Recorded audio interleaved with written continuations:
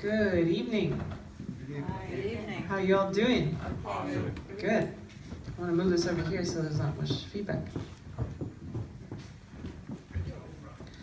All right, it's a real privilege and a real honor to sit amongst so many people who care, to be a part of this evening, to find refuge in this space, to find refuge in the community that we're creating here.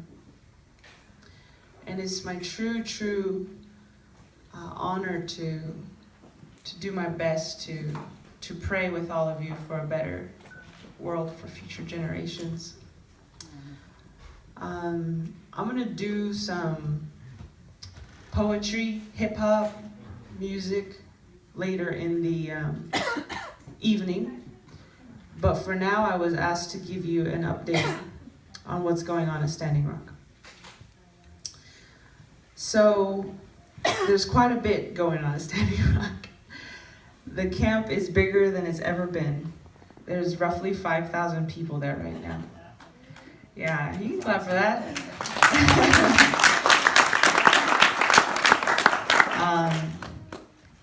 The world has united around this issue.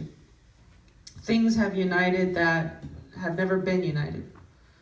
Recently, I was with about 500 clergy, and we walked to the place where the riot police were together. Indigenous peoples and Christian peoples as one. And a lot of these Christian ministers got on their knees with us, begging for the protection of the earth. And they also went on one knee to us as Indigenous peoples and apologized for the way that our spiritual ways of life had been demonized, illegalized, prohibited, invalidated over the past 500 years. So that in and of itself is beautiful, and it demonstrates how this issue has managed to bring things together that have never been brought together. The entire world is looking to this place for inspiration. And the way that water protectors have maintained their allegiance to prayer and to peace has astounded the world.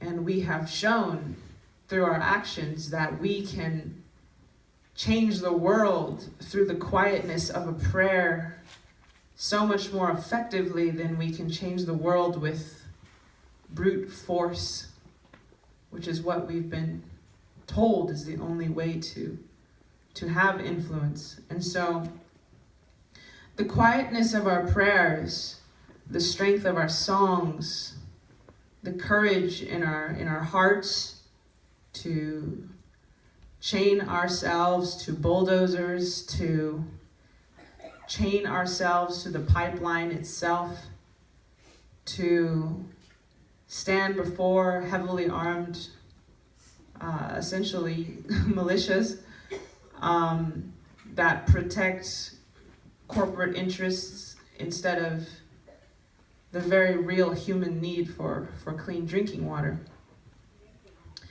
And doing all of this without firing a single shot.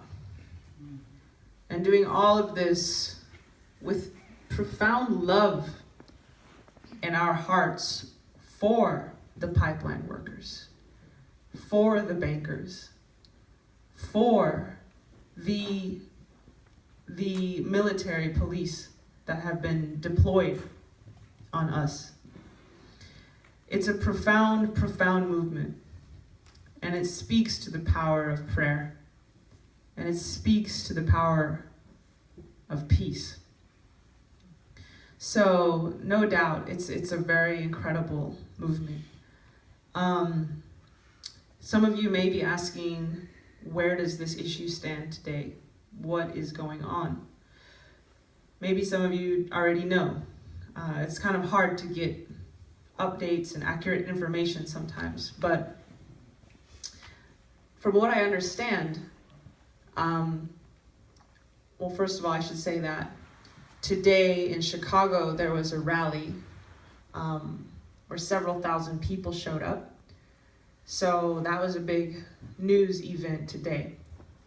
Also today, very, very, very, very unfortunately, DAPL, Dakota Access Pipeline worker, approached a group of people who were performing nonviolent civil disobedience with his truck, and he actually took his pistol out and pointed it at all these people. No one was hurt, but this is the kind of bravery these people have, is to confront violence and hatred with peace and love. And if it was up to me, I would have none of my people on those front lines, because yes, this is a valiant movement, but I don't want anyone hurt. So it's kind of a pros and cons of this movement. So that happened today. That's one update. Right now, or 2 days ago rather, the Department of Justice announced that they would be announcing their decision regarding a very important piece of land underneath the Missouri River, where the pipeline is planned to go under the river, which of course is the most contentious point, because this is where this is where the tribe gets their drinking water from, and this is where millions of people downstream get their drinking water from. So that easement belongs to the Army Corps of Engineers. And in order for the Energy Transfer Partners, who are the company that's building the Dakota Access Pipeline, in order for Energy Transfer Partners to bore under the river, they need a permit from the Army Corps of Engineers through that easement. They do not have this permit right now. So, as I said, the Department of Justice announced that they would be announcing their decision on whether or not to grant this permit. So this is very important, and to be honest, I am not sure which way it's going to go. But this is definitely going to be a game changer. So today's Saturday, but on Monday morning, if you could call President Obama, the Department of Justice, and the Army Corps of Engineers and tell them to not grant this permit, that would be great.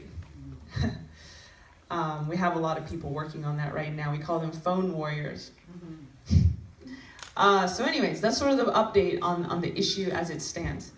The other thing I might say is that regardless of the outcome of this struggle, what we do know is that we have already won some of the most important victories. And that is that we have raised awareness across the country and across the world of environmental issues, issues of indigenous rights, and we have got the world to unite around something for once, which was nice.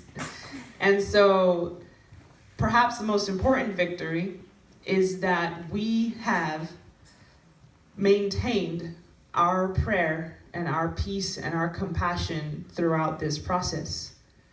And the outcome is not as important as the process in many ways. And the fact that we have fought this battle within the bounds of what is right and what is just is in and of itself a humongous victory. So there's a lot more I could say. There's like one more side story I'd like to say, but